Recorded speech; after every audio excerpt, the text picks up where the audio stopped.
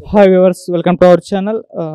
లాస్య నందిత గారు BRS MLA and young politician మరి రీసెంట్గా కారు ప్రమాదానికి గురై చనిపోవడం జరిగింది. సో ప్రజెంట్ మనం వాళ్ళ ఇంటి దగ్గరే ఉన్నాం. మార్నింగ్ నుంచి కూడా కార్యకర్తలు ప్రజలు వీళ్ళందరూ కూడా వాళ్ళ వచ్చి ఫ్యామిలీని కన్సోల్ చేయడం చూస్తున్నాం. సో ఒకసారి ఆ కార్యకర్తలతో ఇక్కడ ఉన్న కాలనీ మెంబర్తో ఒకసారి మాట్లాడే ప్రయత్నం చేద్దాం. సో లాస్య సింధు గారి గురించి మరిన్ని విషయాలు కొన్ని తెలుసుకునే ప్రయత్నం అయితే చేద్దాం. సార్, మీరు లాస్య నందిత గారు మామయ్య అని విన్నాం సార్. సో ఫ్యామిలీ మెంబర్స్ మీరు కన్సోల్ చేయడం చూసాను. చాలా క్లోజ్ అసోసియేట్ నేను దాదాపు 26 years నుంచి ఉంటున్నాను నేను సాయన్న గారితోనే. నేను 2 times ఎలక్టెడ్, ఒకసారి కౌన్సిలర్ అయినా, ఒకసారి కార్పొరేటర్ అయినా. సో ఏదైనా కూడా నేను ఆయన దయ వల్లనే ఉండే, మాకంతా ఆయన ప్రోద్బలము, ఆయన ఎంకరేజ్మెంటే ఉండే. నేను ఇంతకుముందు అమీర్పేట కార్పొరేటర్గా చేశా, దాని తర్వాత మల్కాజ్గిరి కౌన్సిలర్గా కూడా చేసిన నేను. సో లోపల ఫ్యామిలీ మెంబర్స్ని కన్సోల్ చేయడం చూస్తాం. ఎలా ఉంది సార్ వాళ్ళ పరిస్థితి?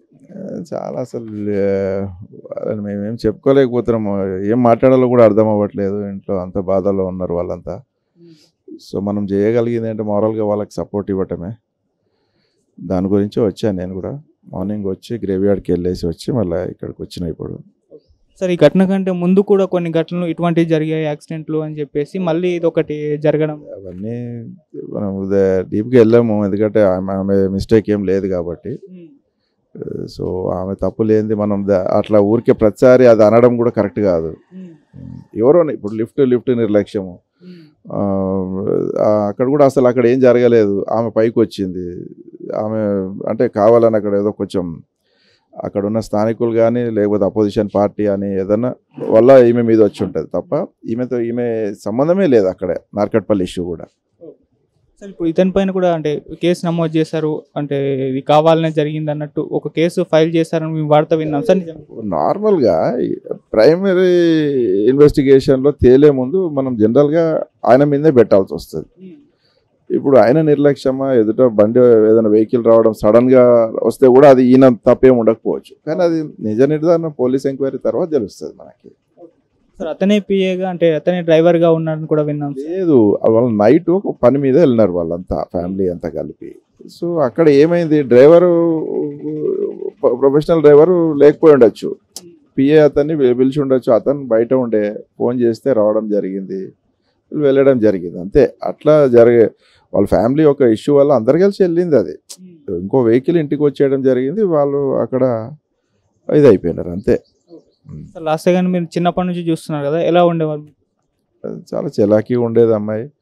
ఇప్పుడు కూడా మేము అంకుల్ అనుకుంటే నాతో ఎక్కువ క్లోజ్గా ఉంటుంది. వాళ్ళ ఇంట్లో వాళ్ళందరికీ తెలుసు, మేము చింకీ అంటాము, నాతో ఎక్కువ క్లోజ్గా ఉంటుంది. అట్లా లాస్ట్ టైం ఎప్పుడు మాట్లాడారు సార్?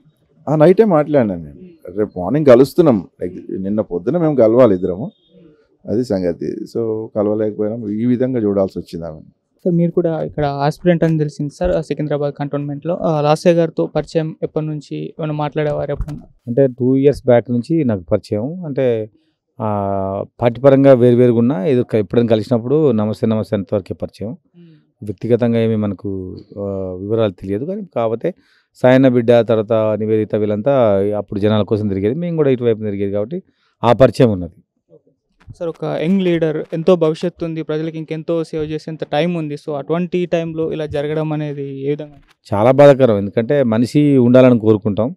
సో మన మధ్య భౌతికంగా లేకపోయినా సాయన్న కుటుంబానికి ఈ కాన్ఫిడెన్స్తో అనుబంధం ఉంది. వాళ్ళ నాన్న, ఆమె, వాళ్ళంతా ఇక్కడ పనిచేసిన ప్రజల కోసం. ఏదైనా కానీ ఉజ్వలమైన భవిష్యత్తు ఉండే, ఇంకా చాలా ఏళ్ల పాటు ప్రజలకు సేవ చేసుకునే అవకాశం ఉండే. ఆమె పోవడం చాలా బాధాకరం నియోజకవర్గానికి, ఇక్కడ ప్రజలకి. సార్ లోపలికి వెళ్ళి మీరు ఫ్యామిలీని కన్సోల్ చేయడం జరిగింది. సో ఎలా ఉంది సార్ వాళ్ళ పరిస్థితి? చాలా బాధాకరం, ఎందుకంటే వరుసగా వాళ్ళ ఇంట్లో విషాదాలు జరుగుతుంది. ఆ మధ్యకాలంలో ఏంటంటే సాయనగా చనిపోయినాక వాళ్ళకు శ్వాస వచ్చింది, ఏంటంటే లాస్ట్ గెలవడం ద్వారా కొంత వాళ్ళు ఊపిరి పీల్చుకున్నారు, మళ్ళీ మొదటికి వచ్చింది. అంటే రెండోసారి ఇంట్లో ఇట్లాంటి సంఘటనలు జరగడం ఎవరికైనా బాధాకరమే. వాళ్ళు కోలుకోవాలని మనం కోరుకుందాం. బాబాయ్ ఇక్కడ ఎప్పటి నుంచి ఉంటున్నారు బాబాయ్? మేము ఇక్కడ కనీసం 6 years నుంచి ఉంటున్నాం. అయితే ఇంతకుముందు ఏంటంటే వాళ్ళ ఫాదరు సాయన్న ఎమ్మెల్యేగా ఉండేవాడు. ఆయన ఏంటంటే బడుగు బలహీన వర్గాలకు సేవ చేసే తత్వం ఉండేది. ఆయన ఏ పార్టీ, ఆయన కాంగ్రెస్ అది టీఆర్ఎస్లో ఉన్న టీడీపీ కాంగ్రెస్ వాళ్ళు ఉన్నా కానీ వాళ్ళు బిలో పవర్టీ లైన్ ఉంటే వాళ్ళకు హెల్ప్ చేసే రకం ఉండే. అయితే లాస్ట్ ఇయర్ February 13th నాడు ఆయన అకాల మరణం జరిగింది. జరిగిన తర్వాత టీఆర్ఎస్ గవర్నమెంట్ ఏం చేసిందంటే వాళ్ళ డాటర్కు ఎమ్మెల్యే సీట్ ఇచ్చింది. ఆమె మంచి వెల్ ఎడ్యుకేటెడ్ యంగ్ అమ్మాయి, మంచిగా బీటెక్ చేసింది. ఇవన్నీ ఉన్నాయి. అంతకుముందు దాంట్లో కూడా తిరిగింది ఆమె. ఇంతకుముందు కూడా కార్పొరేటర్గా పనిచేసింది. ఇవన్నీ ఫాదర్ ఎంబడి గత ఎన్నో సంవత్సరాల నుంచి తిరిగి రాజకీయంగా బాగా ఎదుగుదల అయింది. ఇదంతా గ్రహించి కేసీఆర్ ఏం చేశాడంటే ఆ అమ్మాయికి సీట్ ఇచ్చాడు. సీట్ ఇచ్చినందువల్ల ఇక్కడ ఏంటిదంటే బడుగు బలహీన వర్గాల ఏరియా ఎక్కువ ఉంది. కంటోన్మెంట్ ఏరియా ఇక్కడ కాకగూడ, ఇక్కడ లక్ష్మీనగర్ వీళ్ళంతా ఉన్నారు. అయితే ఆమె వాళ్ళ ఫాదర్ ఉద్దేశం ఏముందో ఏమో కూడా నేను బడుగు బలహీన వాళ్ళకు సేవ చేసి మా ఫాదరు పేరు సంపాదించాలనే ఉద్దేశంతో ఆమె శాయశక్తుల చాలా ప్రయత్నం చేసింది.